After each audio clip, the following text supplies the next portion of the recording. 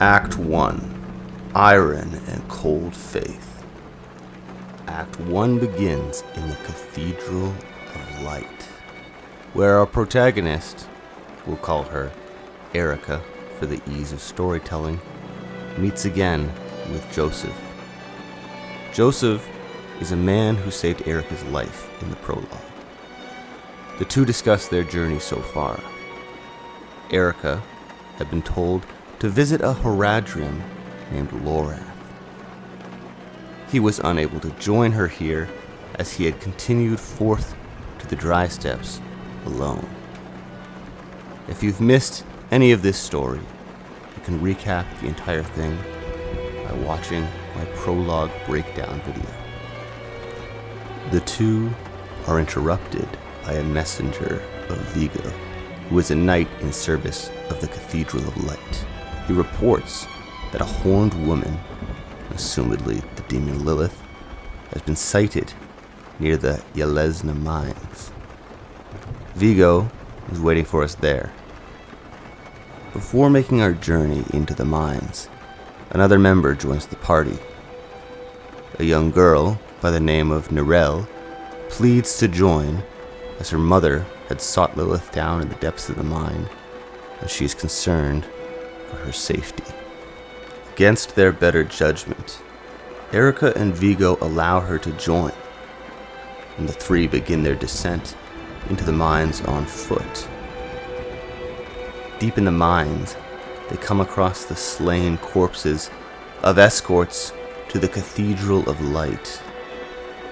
These are Vigo's men, and unfortunately for him, it turns out that one of the men is alive enough to speak to Erica and Narelle.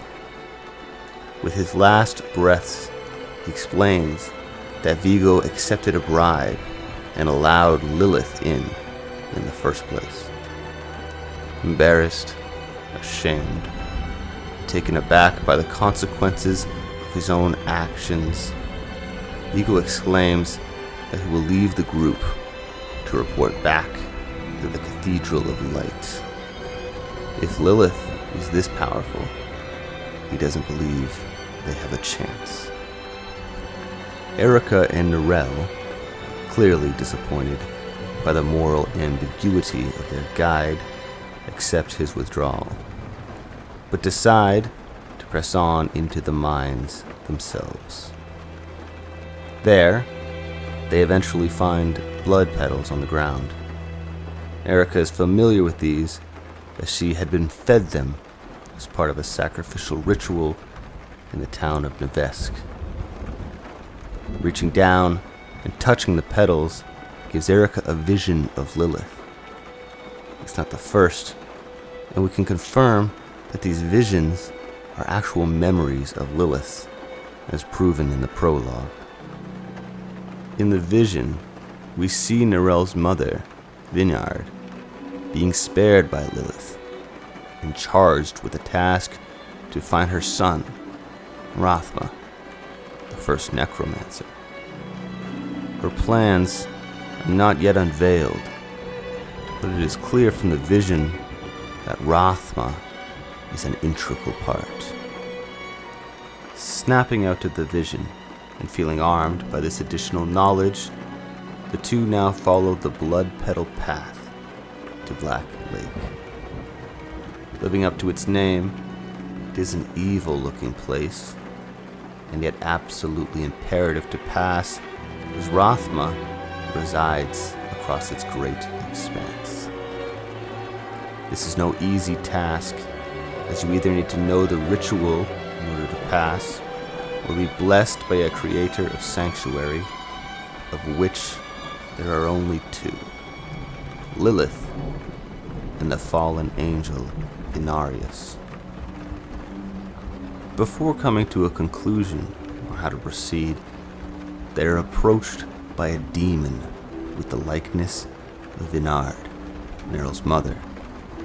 In fact, it is Vinard, and she has no compassion for her daughter or Erica.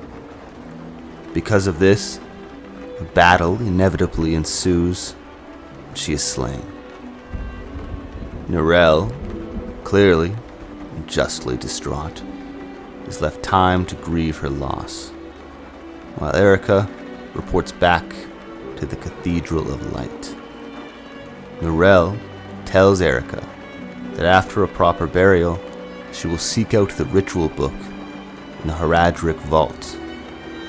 Either Erica must find Inarius and get the blessing, or Narelle will find the ritual book. These are their only options.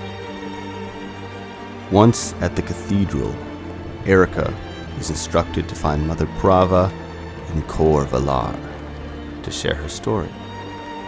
There, she meets Vigo, clearly distraught from his previous actions and burning an offering in memory of his fallen companions. Erica is empathetic towards Vigo, and yet, dedicated to her cause, she moves on to find Mother Prava. In her discussions with Mother, she learns more of the teachings of the Cathedral of Light. Turns out, they serve the fallen angel Inarius, the very same angel who fathered Rathma, and whose blessing, it turns out, that she will need in order to cross the Black Lake. Inarius is described not only as the god of the Cathedral of Light, but also as the father of mankind. Clearly, this fallen angel has been built up to be someone quite impressive and mysterious. But Erica is told she may enter the throne room to speak with him herself. She continues through the Hall of Ascension to find a large shining angel with wings like lightning, levitated in the air. A little intimidated, she requests the blessing from Inarius. He responds as follows. If I've learned anything during my time here, it is that what we're looking for and what we need are rarely the same thing. I once thought I could find an end to this war, but there has been no resolution, only more pain. Everything I've done has pulled me further from home, from the place I need to be. This world we made was born from the impossible, and yet, like its creators, it rots from the inside. I don't... Lilith has entered the ancient city. With your blessing, I can pursue her. Your kind are weak, and this world has been wasted on the crusades of the unworthy. I can stop her.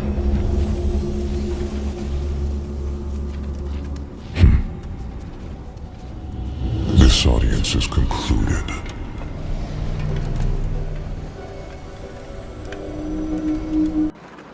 Erica is quite disappointed with the response and seeks out Mother Prava before leaving. Mother Prava gives her a blessing, which has about as much effect as if Erica had attempted to bless herself. The blessing does, however, give us the chance to hear more about Inarius. Mother Prava explains that Inarius is the father of all sanctuary and one of its creators. She and his other disciples at the cathedral believe that Inarius will slay Lilith and then move on to destroy the prime evils and deliver sanctuary from the eternal conflict. Still unsure what to think of this Inarius, Erica thanks the mother and leaves the cathedral to reconvene with Narelle. Their last hope is the ritual book. Erica begins her travels back to Black Lake, which is no easy trip. As she begins to feel lost, a Fiercy portal opens up. Without many better options, Erica risks traveling through it and meets the bloodied wolf that stalked her dreams throughout the prologue. The The wolf explains that rather than harm Erica, he has actually been helping her from the shadows. He explains the ancient story of how the Haradrim of old imprisoned Diablo, the Lord of Terror, beneath the earth. He does not believe the Haradrim's ways will end in anything other than fire and blood. But he does want Lilith out of the picture for reasons he has not properly explained. In order to assist her further, the wolf opens a portal that will take Erica straight to Narelle. And rather than stay in a foreign land, Erica walks through it. Upon entering and discovering Narelle, she finds herself very confused. Everything is as an illusion, and she doesn't know what to trust. Eventually, the two come to a three-faced statue, and upon examining it, are brought back to clarity. It was the source of all the illusions. The Haradrim of old must have made this to dissuade evils attempting to access such a valuable location as the vault. They are then able to access the Haradric vault with relative ease. There is a demon guarding the book, but at this point, that is a regular day in the world of Erica. It turns out that even with Narelle's extensive Haradric knowledge, the ritual book of Rathma is quite difficult to read, and they are unable to properly decipher the ritual. Finding an incantation to summon spirits of the dead, Narelle decides to call her mother and asks for the required knowledge. Her mother, having spent time with Lilith, learning forbidden knowledge, is able to help, and thankfully, being free from Lilith's seduction in death, she is also willing. The answer is the blood of Erica. As it turns out, the blasphemic ritual conducted upon her by the townsfolk of Nevesk has created a deep connection between her and Lilith. Ingesting the blood petals of Lilith has altered Erica in a way that will allow her to cross. Erica responds by cutting her hand and letting her blood flow into the lake. As a passage forms before her, she crosses the lake into the breathless landing dungeons of Rathma. Rather than being greeted by Rathma himself, Erica observes visions appearing throughout the halls. Rathma and Anarius appearing in what seems to be a memory of conversations held an unknown time frame ago. It becomes clear that Anarius had come here for the prophecy of Rathma. We hear Rathma recant in the hallways. As Erica continues down the halls, visions of their conversations continue. She learns much. Rathma, being both a prophet and the son of Anarius, knew the fallen angel would view this prophecy as written for him, driving him to seek out the key. Rathma had locked the gate to hell, but would refuse to give his father the key. Erica reaches the end of the hall and sees the final vision. Anarius says once he is victorious, he will once again be accepted into the high heavens, where he belongs. As Rathma replies, "I wish it would be true, Father." Anarius snaps back with a final warning to hand over the key. He will not ask again. And Rathma answers, "You don't need to. I saw a vision of the key lifted from my corpse. under the watchful eyes of the great serpent in my sanctum.